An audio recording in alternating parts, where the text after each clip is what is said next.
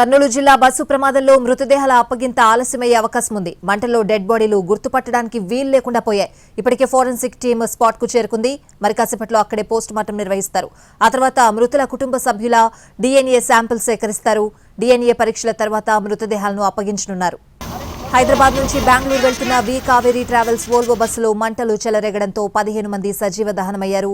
2 డ్రైవర్లు సహా 23 మంది సురక్షితంగా బయటపడ్డారు. అయితే పలువురు ప్రయాణికులకు కాలిన గాయాలయ్యాయి. తెల్లవారుజామున 3 గంటలకు కర్నూలు జిల్లాలో ఈ ఘోర ప్రమాదం జరిగింది. మంటలు చెలరేగిన సమయంలో బస్సులో ప్రయాణికులంతా గాఢ నిద్రలో ఉన్నారు. నిద్రలో ఉన్న ప్రయాణికులు మేల్కొని ఏం జరుగుతుందో తెలుసుకునేలోపే బస్సు దగ్ధమైంది. ప్రయాణికుల ప్రాణాలు గాల్లో కలిసిపోయాయి. అగ్ని ప్రమాదానికి గురైన V Kaveri travels bus number DD01N9490 తెల్లవారుజామున 3 గంటలకు కర్నూలు జిల్లా కల్లూరు మండలం చిన్నటేకూరు వద్ద వోల్వో బస్సు చేరుకోగానే ప్రమాదం జరిగింది. స్పీడ్గా దూసుకువెళ్తున్న బస్సు ఓ బైక్ను ఢీకొట్టడంతో ఈ ప్రమాదం జరిగింది. బైక్ బస్సు ముందు కింద భాగంలో ఇరుక్కుపోయింది. ఓవర్ స్పీడ్లో ఉన్న బస్సును డ్రైవర్ కంట్రోల్ చేయలేకపోయాడు. దీంతో 300 మీటర్ల దూరం బైక్ను అలా ఈడ్చుకుంటూ పోయింది బస్సు.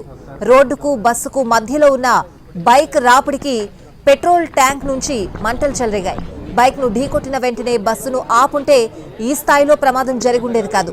కానీ డ్రైవర్ నిర్లక్ష్యం ప్రయాణికుల ప్రాణాలు తీసింది. బైక్ను ఢీకొట్టడం, బస్సు ముందు కింద భాగంలో బైక్ ఇరుక్కుపోవడం, ఆ వెంటనే మంటలు చెలరేగడం క్షణాల్లో జరిగిపోయాయి. ఆ సమయంలో ప్రయాణికులంతా నిద్రలో ఉన్నారు. స్పేర్ డ్రైవర్ కూడా నిద్రపోయాడు. బస్సు నడుపుతున్న డ్రైవర్ మాత్రమే మంటలు చెలరేగడం గమనించాడు. వెంటనే నిద్రలో ఉన్న డ్రైవర్ను మేల్కొనేలా చేశాడు. కానీ ప్రయాణికులను అప్రమత్తం చేయలేదు.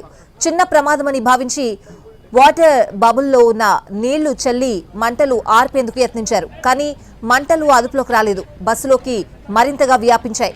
అప్పటికి కానీ ప్రయాణికులను నిద్రలేపే ప్రయత్నం చేయలేదు డ్రైవర్లు. ఓవైపు 2 డ్రైవర్లు కొంతమంది ప్రయాణికులను నిద్రలేపారు. గాఢ నిద్రలో ఉన్న ప్రయాణికులు మంటలను చూసి హాహాకారాలు చేశారు. ఆ కేకలకు మరికొంతమంది ప్రయాణికులు నిద్రలేచారు. మెలకు వచ్చిన వారంతా తప్పించుకునేందుకు యత్నించారు. కానీ అంతలోనే బస్ డోర్ లాక్ అయిపోయింది. మంటలు అంటుకున్న వెంటనే బస్సులో హైడ్రాలిక్ సిస్టమ్ దెబ్బతింది. షార్ట్ సర్క్యూట్తో హైడ్రాలిక్ సిస్టమ్ పనిచేయలేదు. డోర్ లాక్ అయిపోయింది. ఆ డోర్ ఎంతకీ తెరుచుకోలేదు. దీంతో ప్రయాణికులు డోర్లో నుంచి బయటపడలేకపోయారు. ఎమర్జెన్సీ డోర్ను బద్దలుగొట్టారు. అదే సమయంలో హైవేపై వెళ్తున్న కొంతమంది ఆగి బస్సు వెనుక భాగంలో ఉన్న పెద్ద అద్దాన్ని ధ్వంసం చేశారు. ఆ అద్దం అంత ఈజీగా పగలలేదు. వెనుక అద్దం పగలగొట్టేలోపే ప్రయాణికులను మంటలు చుట్టుముట్టేశాయి. లగేజ్ తీసుకుని కొందరు, లగేజ్ వదిలేసి మరికొందరు, ఎమర్జెన్సీ డోర్ నుంచి కొంతమంది, వెనుక డోర్ నుంచి మరికొంతమంది కిందకు దూకేశారు. తమ కుటుంబ సభ్యులను నిద్రలేపి వారితో సహా కొంతమంది బయటపడితే మరికొంతమంది కుటుంబ సభ్యులను నిద్ర లేపుతూ మంటలు చిక్కుకుపోయారు. కొంతమందికైతే ఇంకా మెలకువే రాలేదు. అంతలోనే మంటలు చుట్టుముట్టడంతో ఆ మంటల్లో చిక్కుకుపోయారు.